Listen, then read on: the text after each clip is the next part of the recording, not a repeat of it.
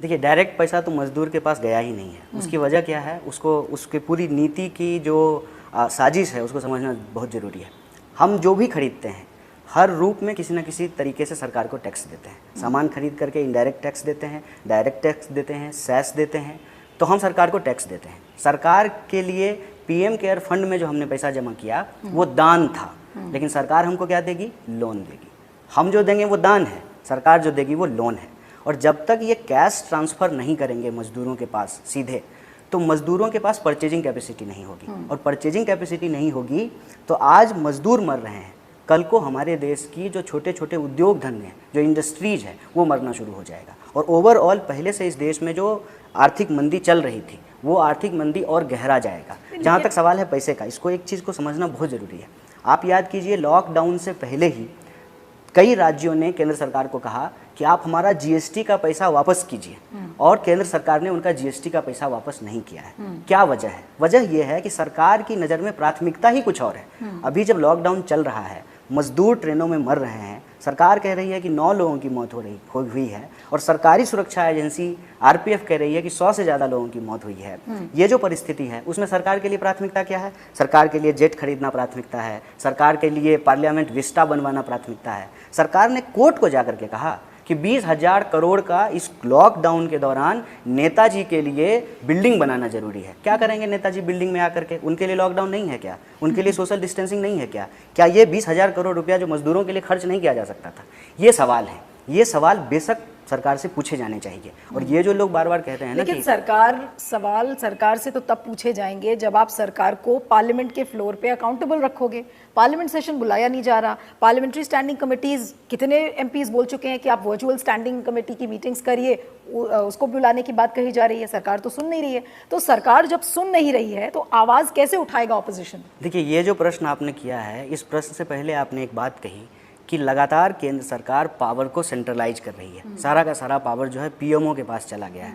ऐसा लगता है कि हम लोग एक ऐसा क्रिकेट मैच देख रहे हैं जिसमें बैटिंग भी मोदी जी कर रहे हैं, बॉलिंग भी मोदी जी कर रहे हैं, एम्पायर भी मोदी हैं, कीपर भी मोदी हैं, दर्शक भी मोदी हैं, ताली भी खुद ही बजा रहे हैं। ऐसा नहीं होता है। सेडिशन का केस लग चुका है, अब कोई नया केस ना आपके ऊपर बोल दिया जाए कि मोदी जी बॉलर है, क्रिकेटर है, बैट्समैन है। आपने सारे एग्जांपल्स लगा दिए। ये बात मैं इसलिए कह रहा हूँ कि बाकी मंत्री आपको दिखाई ही नहीं देंगे। बाकी मंत्रालय क्या कर रहा है, अलग अलग चीज़ों से जुड़ी हुई समस्याएं हैं। जैसे small scale medium scale industries से जुड़ा हुआ मामला है तो उद्योग मंत्री क्या कर रहे हैं, जैसे फिनांस से जुड़ा हुआ मामला है तो फिनांस मिनिस्टर क्या कर रहे हैं, जैसे रेलवे से जुड़ा हुआ मामला है तो रेल मंत्री क्या कर रहे हैं। आप याद कीजिए वो ज़माना कि एक रेल दुर्घटना हुई और लाल बहादुर शास्त्री रेल मंत्री थे, नैतिक जिम्मेवारी लेते हुए जो है उन्होंने इस्तीफा दे दिया। एक हमारे पीयूष गोयल जी हैं, रास्ता भटक जा रहा है, शुक्र है कि ये जो एरोनॉटिकल मिनिस्टर नहीं है, नहीं तो हवाई जहाज़ रास्ता भटक जाता और हम लोग एक देश से जो है दूसरे देश पहुंच जाते। ये परिस्थिति क्यों है? क्योंकि जिम्मेदारियों को लोग सही तरीके से निभा नहीं रहे। नहीं, लेकिन जहाँ तक आप जिम्मेदारी की बात कर रहे हैं तो जो लाल बहादुर शास्त्री का ज़माना था उस समय भी ऑपोजिशन कितना प्रबल था। आज ऑपोजिशन ये सवाल सरकार से क्यों नहीं उठा पा रहा है? अगर बीजेपी ने जब ऑपोजिशन में रहते हुए आदर्श स्कैम, 2G स्कैम, उस पीरियड के दौरान इतने सारे मंत्रियों का इस्तीफा मांग लिया, तो आज ऑपोजिशन क्या कर रहा है? ऑपोजिशन क्यों नहीं सारे कैबिनेट मंत्रियों का इस्तीफा मांग रहा है? आप लोग क्यों नहीं बोल पा रहे हो कि पीयूष गोयल जी आप इस्तीफा दे दीजिए, निर्मला सीतारमण जी आप इस्तीफा दे दीजिए? ऑपोजिशन की तो आवाजें आई नहीं रही। ऑपोजिशन की जो भी 22 पार्टीज की जो मीटिंग हुई है उसमें उन्होंने बड़े कन्वीनियंटली एक 11 पॉइंट चार्टर निकाल दिया और कहा कि नहीं, ये तो राजनीति का टाइम नहीं है, हमने अपने सजेशन दे दिए। और सजेशन भी आपने कैसी सरकार को दिया है जो आपकी बात ही नहीं सुन रही है? देखिए, एक तो आपने जो है बातचीत करते हुए कहा कि आपके ऊपर सेडिशन है। इस देश में सरकार से सवाल पूछना सेडिशन बन गया है, तो बहुत सारे लोग जो है वो सवाल नहीं पूछ रहे हैं। लेकिन मेरा मानना है कि अभिव्यक्ति के सारे खतरे उठाने पड़ेंगे। चाहे सरकार को सेडिशन लगाना है लगा दे। अभी जामिया के स्टूडेंट को पकड़ लिया, जेएनयू के स्टूडेंट को पकड़ लिया, गुजरात में जो है एक पत्रकार के ऊपर सेडिशन लगा करके उसका न्यूज़ चैनल बंद करा दिया गया, अलग अलग जगह पत्रकारों के ऊपर मुकदमे हुए, मानव जो अधिकारों को लेकर लड़ने वाले जो बुद्धिजीवी हैं उनके ऊपर मुकदमे किए गए। तो ये होगा, सरकार आवाज़ दबाने का प्रयास करेगी, लेकिन हम लोगों को साइंटिफिक टेम्परामेंट की ज़रूरत है। कोरोना से लड़ने के लिए भी यही साइंटिफिक टेम्परामेंट जो है सरकार के पास नहीं था, वो लैग कर रही थी। तो कम से कम हम लोग उस साइंटिफिक टेम्परामेंट का इस्तेमाल करें कि जिस चीज़ को जितनी दबाई जाती है वो चीज़ उतनी ही तेज़ी से ऊपर उभरती है। तो आप कहने का मतलब ये है कि ऑपोजिशन को जितना दबाया जाए, ऑपोजिशन को उतना ही ज़्यादा आवाज़ करके और सरकार की अकाउंटेबिलिटी पूछनी चाहिए। लॉकडाउन के नियमों को मानते हुए हमारे किसी भी कार्यक्रम से कोरोना बीमारी का संक्रमण ना फैल जाए, ज़रूरत नहीं है कि हम कोई रैली करें, कोई प्रदर्शन करें, लेकिन जो अन्य उपलब्ध साधन हैं उसका इस्तेमाल करके सवाल ज़रूर पूछना चाहिए। और सवाल के साथ साथ एक जिम्मेवारी जो विपक्ष को और निभाने की ज़रूरत है, जिसके बारे में हमने अपने पहले सवाल के जवाब के दौरान कहा आपको, कि सवाल भी पूछिए सरकार से और ज़रूरतमंदों की मदद भी कीजिए, उनको सहयोग भी कीजिए। हम लोग कर पा रहे हैं। इसमें एक रोल जो है वो आपके भी फील्ड का है, जिसको हम लोग मीडिया कहते हैं, जिसको हम लोग लोकतंत्र का चौथा स्तंभ कहते हैं। लेकिन ये जो हम लोग सवाल उठाएंगे उसको लोगों तक पहुंचाने का काम मीडिया है। और आप पता है आपको मीडिया किस तरीके से काम कर रही है। अभी पिछले दिनों मैंने एक टीवी चैनल पे देखा कि हिंदुस्तान पाकिस्तान का टीवी स्टूडियो में वॉर चल रहा था, वर्चुअल युद्ध लड़ा जा रहा था। क्यों नहीं ये दोनों जो है बॉर्डर पे चले जाते हैं? क्यों नहीं जो टीवी स्टूडियो में बैठ करके हम लोगों को ज्ञान दे रहे हैं वो बॉर्डर पे चले जाएं और पाकिस्तान की आर्मी को वहाँ से हरा करके आ जाएं? ये काम किसी और का, मेहनत किसी और की, जान कोई और दे रहा है। आपको पता होना चाहिए कि हमारे देश की जो फोर्सेस हैं उनके भीतर भी कोरोना के केसेस आए हैं। वो फ्रंट लाइन वॉरियर हैं जो अपना घर छोड़ करके, अपना बच्चा छोड़ करके कोरोना से लड़ रहे हैं, और ये टीवी में स्टूडियो बैठ करके टीआरपी खा रहे हैं। कन्हैया, सबसे बड़ी दुविधा तो यही है कि कितने कोरोना के संक्रमण सामने आ रहे हैं इसका ही नहीं पता चल रहा है। और रही बात जो आपने टीवी स्टूडियो की कही, तो बाकी टीवी चैनल्स पे मेरा कमेंट करने का कोई लॉजिक नहीं है। लेकिन हाँ, जहाँ तक स्वराज एक्सप्रेस का सवाल है, आप डिसअपॉइंट नहीं होंगे, I can assure you of this. आपसे बात हो रही थी, आपने कहा कि मीडिया शायद ठीक भूमिका में अपना रोल नहीं प्ले कर रहा है। रही बात सारी मीडिया नहीं, वो तो मैंने क्लियर कर दिया आपको। जहाँ तक ऑपोजिशन का सवाल है, ऑपोजिशन, आपको लगता है कि ऑपोजिशन कहीं दबाव में है इस समय? कोई डर से, जैसे आपने कहा कि भाई अगर आप आवाज़ उठाते हैं तो आपके खिलाफ सेडिशन का केस दर्ज कर लिया जाता है, तो क्या ऑपोजिशन इस रीज़न से चुप है? देखिए, अपोजिशन के ऊपर हमेशा ये सवाल पूछा गया है कि अब इस अपोजिशन ठीक से जो है इस सवाल को नहीं उठा रही है, अपोजिशन ठीक से जो है इस मुद्दे को नहीं उठा रही है, अपोजिशन कहाँ है? पिछले 6 साल में आपने ये नैरेटिव को बनते हुए देखा होगा। और अपोजिशन तो छोड़ दीजिए, बेचारे नेहरू जी नहीं हैं हमारे बीच, बहुत सारी चीज़ों के लिए तो नेहरू जी को जिम्मेदार ठहराया जाता है। लेकिन ये पूरा का पूरा जो साजिश खड़ा किया गया, ये जो पूरा का पूरा नैरेटिव बनाया गया है, उसके पीछे वजह क्या है? वजह ये है कि जब आप उनसे सवाल पूछें कि आप लॉकडाउन के दौरान क्या कर रहे हैं, तो मैं आपको बता दूंगा कि हमने लॉकडाउन के दौरान लोगों की मदद की, जहां प्रवासी मजदूर फंसे हुए थे उनके लिए खाने का इंतजाम किया, उनको घर पहुंचाने का प्रयास किया। हाँ, हम इस दौर में जो है फ़ोटो खिंचाना और फोटोबाजी करना उसको नहीं ठीक समझते हैं, क्योंकि लोग जब जान दे रहे हों, लोग परेशान हों, तो उनको जो है 1 किलो चावल का थैली दे करके उनके साथ फ़ोटो खिंचा लें और राजनीतिक रूप से उनका गैर जरूरी इस्तेमाल करें, ये ठीक नहीं लगता है। तो लेकिन आपको नहीं लगता कि नेता ये काम कर रहे हैं? आप एमपीज़ की उठा के सोशल मीडिया अकाउंट्स देख लीजिए, वहाँ लाइन लगी हुई है कि उन्होंने चावल के बोरे लोगों के घर में पहुँचाए हैं और साथ में फ़ोटो भी खिंचवाई है। तो आपको नहीं लग रहा कि नेताओं के लिए वो फ़ोटो अपॉर्चुनिटी भी ज़रूरत है? देखिए, अगर राजनीति सिर्फ प्रचार बन जाएगी तब तो मोदी जी सही देश के प्रधानमंत्री हैं, क्योंकि उनसे अच्छा प्रचार तो कोई कर नहीं सकता है। उनकी तो ऐसी महिमा है प्रचार के इस मामले में कि मुझे लगता है कि अगर राजनीति में ऑस्कर मिलता तो 6 साल में हम लोगों को 6 ऑस्कर मिल गया होता। हमारे पास इतने शानदार प्रधानमंत्री हैं। आप देखिए कि भारत में सब चीज़ संकट में है, लेकिन नेताओं की जो एक्टिंग है उसका स्वर्णिम काल चल रहा है। लेकिन अगर कन्हैया आपसे मैं बात करूं, आपका जो प्रचार और प्रसार तंत्र है, मैं इंडिविजुअल आपकी बात कर रही हूं कि कन्हैया कुमार एक ब्रांड के रूप में उभरा 2016 से। मैं अब जेएनयू वाले, पुराना हो चुका केस, मैं उसके बारे में बात नहीं करना चाह रही हूँ।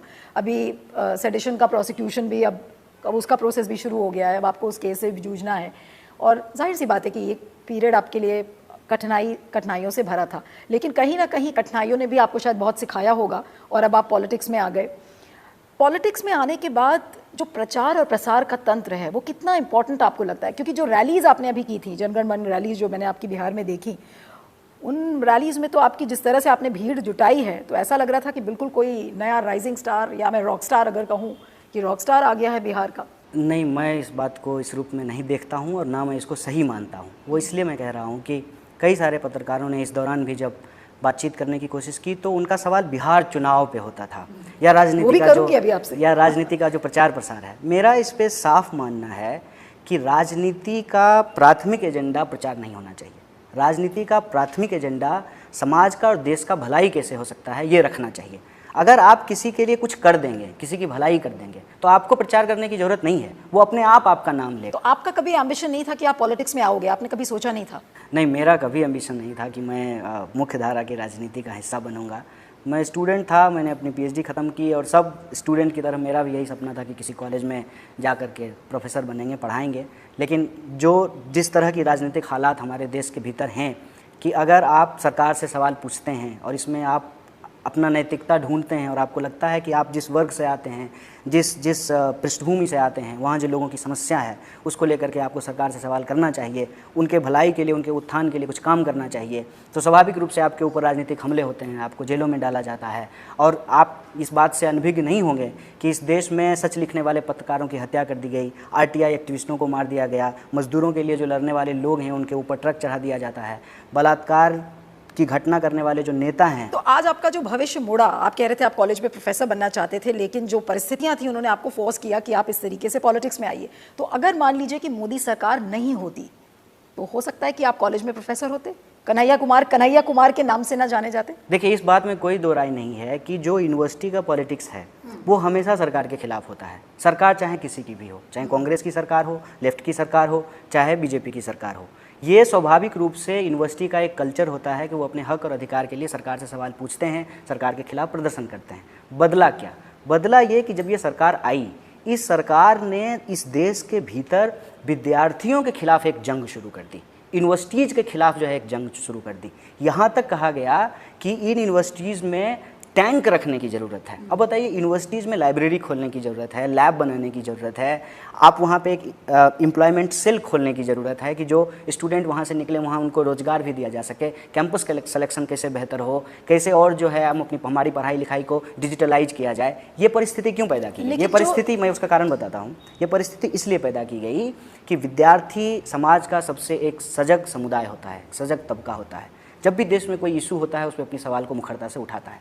और यही वजह है कि आप देखिए कि लॉकडाउन के दौरान जामिया के स्टूडेंट को, JNU के स्टूडेंट को, कई पत्रकारों को, उनके न्यूज़ चैनल बंद कर दिए गए हैं। ये क्यों किया जाता है? ये इसलिए किया जाता है कि सरकार से सही सवाल ना पूछा जा सके।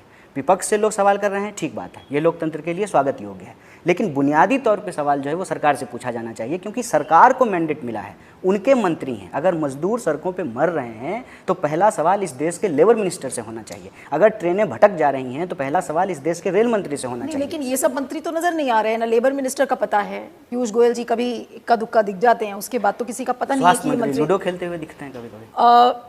इसके बारे में तो शायद मैं टिप्पणी ना करूं तो ज़्यादा बेहतर होगा कि वो क्या कर रहे हैं, लेकिन ये है कि मंत्री नज़र नहीं आ रहे, ये आपका कहना सही है, और ना ही वो प्रेस कॉन्फ्रेंसेस कर रहे हैं, ना ही वो किसी सवाल का जवाब दे रहे हैं। लेकिन आपने स्टूडेंट्स की बात कही, जो दिल्ली में जो रायट्स हुए और citizenship amendment bill, NPR, NRC को लेकर जो एक नैरेटिव शुरू हुआ दिसंबर ऑनवर्ड्स, जब से शाहीन बाग और JNU जामिया का पूरा जो प्रकरण शुरू हुआ था, उस दौरान स्टूडेंट पॉलिटिक्स बहुत ज़्यादा बिल्कुल एक चरम सीमा पर देखी गई। लेकिन जितने उफान से, जितने ज़ील से सारे स्टूडेंट्स बाहर निकले उस इशू को लेकर, अब वो इशू तो बिल्कुल ख़त्म हो चुका है और आपको कोरोना के चलते अब उसकी बात भी नहीं हो रही है। ऐसा लग रहा है कि वो बिल्कुल एक आशीर्वाद बनकर आया मोदी सरकार के लिए, क्योंकि पूरे देश में उस इशू को लेकर आग लग चुकी थी। अब इस इशू को ज़िंदा कैसे किया जाएगा? देखिए, एक मैं तो आपको बता दूं कि इशू हमेशा समाज में होते रहते हैं। यूनिवर्सिटी की भूमिका ये है कि वो बच्चों को उस सवाल पे आलोचनात्मक तरीके से, क्रिटिकल तरीके से सोचने के लिए, साइंटिफिक तरीके से देखने के लिए सिखाता है। उनको बताता है कि जो आपको आज तक सही कहा गया था दरअसल वो सही नहीं है, उसमें ये गलत बात है। तो ये जो प्रोसेस है, ये जो प्रक्रिया है जिस यूनिवर्सिटी समाज में अपना रोल प्ले करती है, मुद्दे बदलते रहते हैं। यूनिवर्सिटी के सामने जो है नए मुद्दे आते हैं, यूनिवर्सिटी फिर उन्हीं मुद्दों को बहुत मजबूती से उठाती है। जैसे आप ये देखेंगे, मज़दूरों का सवाल ही अगर हम देख लें तो मज़दूरों का सवाल आज के डेट में मेन स्ट्रीम मीडिया का भी सवाल बन चुका है।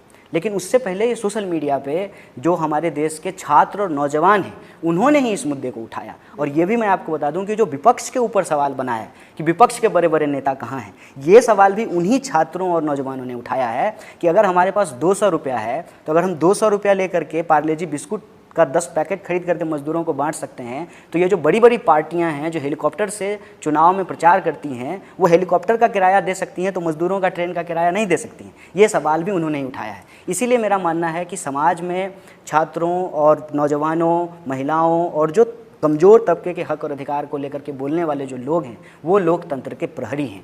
उनका समाज में होना और उनकी आवाज़ को नहीं दबाया जाना ज़रूरी है। मैंने